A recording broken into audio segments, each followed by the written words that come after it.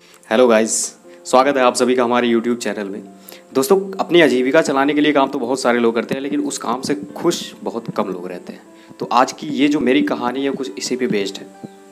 तो चलिए कहानी को शुरू करते हैं। उससे पहले मैं ये बताना चाहूँगा कि आपको मेरे वीडियो के अंत तक बने रहना है, क्योंकि इस कहानी का जो कंक्लूज़न है, जो एसेंस है, वो जब आप लास्ट तक देखेंगे तब आप समझ पाएंगे जो मैं आपको समझाना चाहता हूँ। तो चलिए शुरू करते हैं। एक रोहन नाम का कैब ड्राइवर था। दोस्तों, उसकी गाड़ी में वो सब सारी चीज़ें मौजूद थी जो एक पैसेंजर की जो बेसिक रिक्वायरमेंट्स होती हैं, वो सारी चीज़ें उसके गाड़ी में अवेलेबल थी।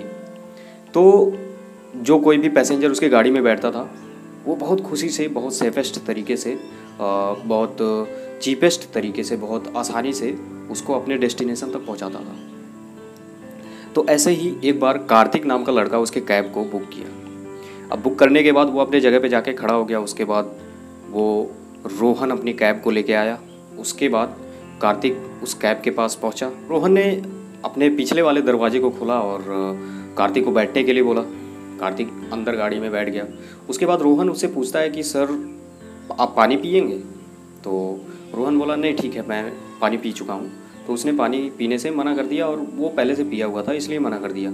उसके बाद कुछ देर के बाद रोहन ने पूछा कार्तिक से कि आपको पेपर चाहिए पढ़ने के लिए? तो उसने बोला ठीक है, लाओ। उसको पेपर पढ़ना था, क्योंकि सुबह का टाइम था, उसको पेपर पढ़ना था। वो पेपर ले लिया और पेपर पढ़ते चला गया। उसके बाद कुछ दूर जाने के बाद उसने बोला कि सर, आपको कुछ खाना है? तो उसने बोला नहीं, मैं अब जाके जहाँ मैं जा रहा हूँ वहीं पे खाना खाऊंगा, यहाँ पे खाने की मुझे ज़रूरत नहीं है। तो रोहन से कार्तिक ने पूछ ही लिया कि एक बात बताओ, तुमको जितने भी पैसेंजर्स मिलते हैं, क्या तुम उन सभी से इसी तरह ट्रीट करते हो? मतलब सारी रिक्वायरमेंट्स होती हैं उनको पूरा करते हो? तो रोहन ने बोला कि सर, पहले नहीं करता था, लेकिन पिछले 1 साल से मैं इन सारी चीज़ों को करता आ रहा हूँ। तो कार्तिक ने पूछा कि ऐसा क्यों? तो रोहन ने बोला कि सर, मैं 5 साल से ड्राइविंग कर रहा हूँ, लेकिन मैं कभी भी खुश नहीं था। कैब ड्राइविंग मैं 5 साल से कर रहा हूँ, मैं कभी भी खुश नहीं था। लेकिन पिछले 1 साल से जब मैंने ये ट्राई किया, पैसेंजर्स को उनके सारे रिक्वायरमेंट्स को पूरा करते चला गया, जो बेसिक रिक्वायरमेंट्स होती हैं, तो उसमें मुझे भी खुशी मिली। और मैं पिछले 1 साल से यही करते आ रहा हूँ। तो कार्तिक जो था वो सोचा कि, अपने मन में सोचा कि बहुत भला आदमी है। तो उसने बोला कि तुम जितना कमाते हो उससे तो मतलब कैसे मैनेज कर पाते हो सारा चीज़? तुम रिक्वायरमेंट्स भी पूरा करते हो, पैसेंजर्स के सारी चीज़ें पूरा करते हो, तो कैसे, मतलब तुम्हारी कमाई और ये सब कैसे कंपनसेट होती है, कैसे बराबर होती है, क्या होती है, कैसे करते हो, सब कैसे मैनेज करते हो?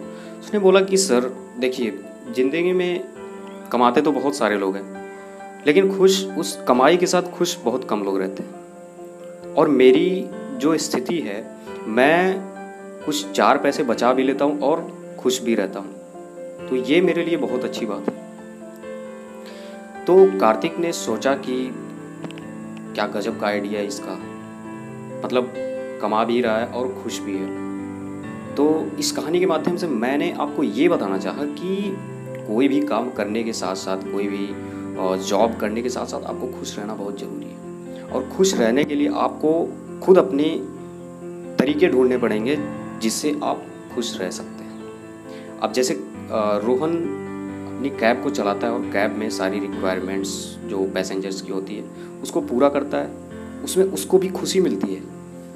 अब जब उसको खुशी मिलती है तो उससे ज़्यादा उसको कुछ नहीं चाहिए। उसके साथ साथ वो कुछ पैसे कमा भी लेता है।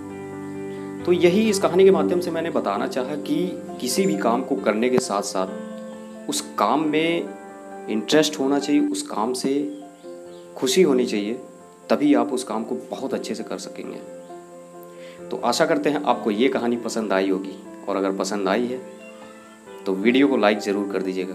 मिलते हैं कल शाम 5 बजे किसी अगले नए मोटिवेशनल वीडियो के साथ।